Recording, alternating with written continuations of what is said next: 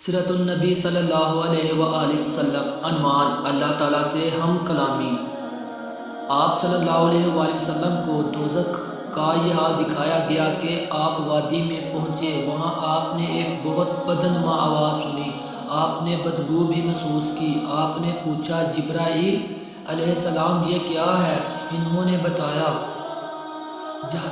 یہ جہنم کی آواز ہے۔ یہ کہہ رہی ہے، اے میرے پروردگار، مجھے وہ غذا دے جس کا تو نے مجھ سے وعدہ کیا ہے۔ میری زنجیریں اور بیڑیاں، میری آگ، میرے شعلے، گرم ہوا، پیپ اور عذاب کے دوسرے ہیبت ناک سامان بہت بڑھ گئے ہیں۔ میری گہرائی اور اس گہرائی میں آگ کی تپش، یعنی میرا پیٹ اور اس کی بھوک بہت زیادہ ہے۔ اس لیے مجھے میری وہ خوراک دے جس کا تو نے مجھ سے وعدہ کیا ہے۔ جہنم کی اس پکار کے جواب میں اللہ تعالیٰ نے فرمایا، ہر کافر اور مشرک، بدنیت، بدمعاش اور خبیث مرد اور عورت تیری خوراک ہیں۔ یہ سن کر جہنم نے جواب دیا، بس میں خوش ہو گئی۔ اس سفر میں آپ کو دجال کی صورت دکھائی گئی۔ اس کی شکل عبدالعزی ابن قطن جیسی تھی۔ یہ عبدالعزی جاہلیت کے زمانے میں نبی کریم صلی اللہ علیہ وآلہ وسلم کے ظہور سے پہلے ہی مر گیا تھا۔ آپ کو وہاں کچھ لوگ دکھائے گئے۔ ان کے ہونٹ اونٹوں کے ہونٹوں جیسے تھے اور ان کے ہاتھوں میں پتھروں کی طرح کے بڑے بڑے انگارے تھے، یعنی اتنے بڑے بڑے تھے کہ ایک ایک انگارے میں ان کا ہاتھ بھر گیا تھا۔ وہ لوگ انگاروں کو اپنے منہ میں ڈالتے تھے۔ آپ صلی اللہ علیہ وسلم نے یہ منظر دیکھ کر جبرائیل علیہ السلام نے پوچھا، جبرائیل، یہ کون لوگ ہیں؟ جواب میں انہوں نے بتایا، یہ وہ لوگ ہیں جو زبردستی اور ظلم سے یتیموں کا مال کھاتے تھے۔ اس کے بعد آپ نے کچھ لوگ دیکھے جن کے سامنے ایک طرف بہترین قسم کا گوشت رکھا تھا اور دوسری طرف سڑا ہوا بدبودار گوشت تھا۔ وہ اچھا گوشت چھوڑ کر بدبودار گوشت کھا رہے تھے۔ آپ نے جبرائیل علیہ السلام سے پوچھا، یہ کون لوگ ہیں؟ انہوں نے بتایا، یہ وہ لوگ ہیں جن کو اللہ تعالیٰ نے پاک دامن عورتیں یعنی بیویاں دی تھیں، مگر یہ انہیں چھوڑ کر دوسری عورتوں کے پاس جاتے تھے، یا وہ ایسی عورتیں ہیں جو اپنے خاوند کو چھوڑ کر دوسرے مردوں کے پاس جاتی تھیں۔ آپ نے وہاں ایسے لوگ دیکھے جو اپنے ہی جسم سے پہلوؤں کا گوشت نوچ نوچ کر کھا رہے تھے۔ ان سے کہا جا رہا تھا، یہ بھی اس طرح کھاؤ جس طرح تم اپنے بھائی کا گوشت کھایا کرتے تھے۔ آپ صلی اللہ علیہ وسلم نے دریافت فرمایا، یہ کون لوگ ہیں؟ جبرائیل علیہ السلام نے کہا، یہ وہ لوگ ہیں جو ایک دوسرے پر آواز کسا کرتے تھے۔ جہنم دکھانے کے بعد آپ کو جنت دکھائی گئی۔ آپ نے وہاں موتیوں کے بنے ہوئے گنبد دیکھے۔ وہاں کی مٹی مشک کی تھی۔ آپ نے جنت میں انار دیکھے، وہ بڑے بڑے ڈولوں جیسے تھے اور جنت کے پرندے اونٹ جتنے بڑے تھے۔ 7 آسمانوں کی سیر کی۔ سیر کے بعد آپ کو سدرۃ المنتہا تک لے جایا گیا۔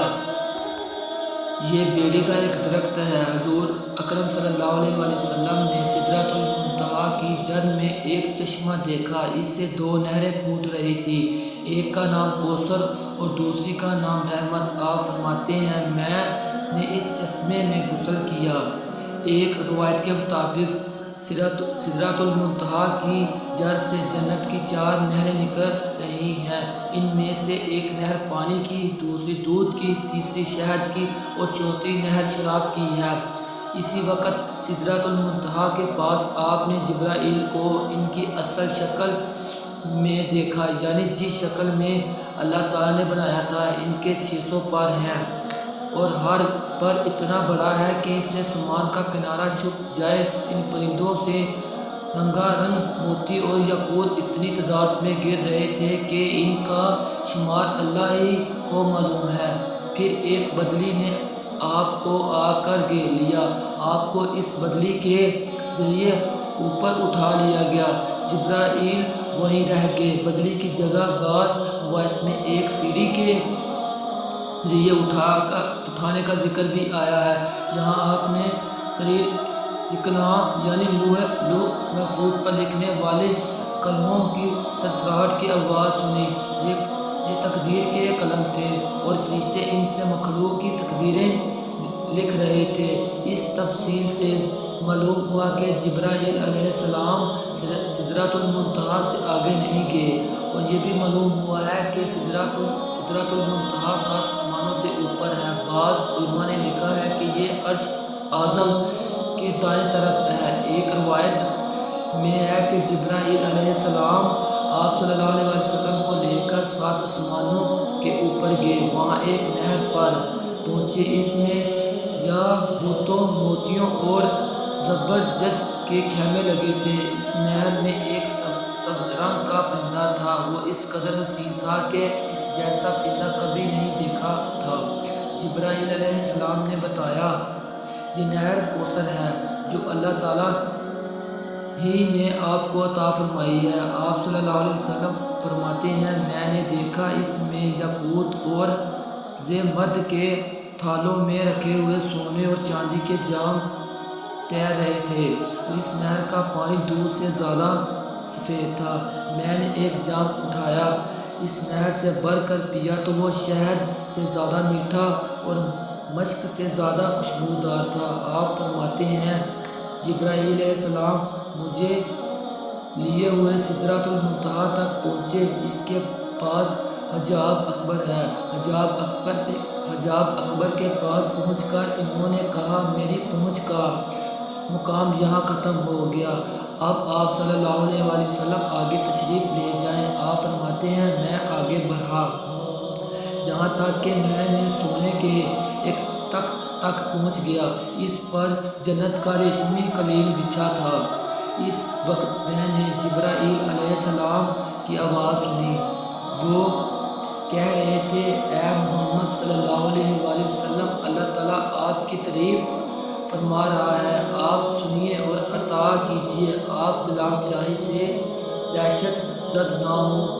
چنانچہ اس وقت میں نے حق اللہ تعالیٰ کی تعریف بیان کی۔ اس کے بعد مجھے اللہ تعالیٰ کا دیدار ہوا، میں فوراً سجدے میں گر گیا۔ پھر اللہ تعالیٰ نے مجھ پر وحی اتاری، وہ یہ تھی کہ اے محمد، جب تک آپ جنت میں داخل نہیں ہو جائیں گے، اس وقت تک تمام نبیوں کے لیے جنت حرام رہے گی۔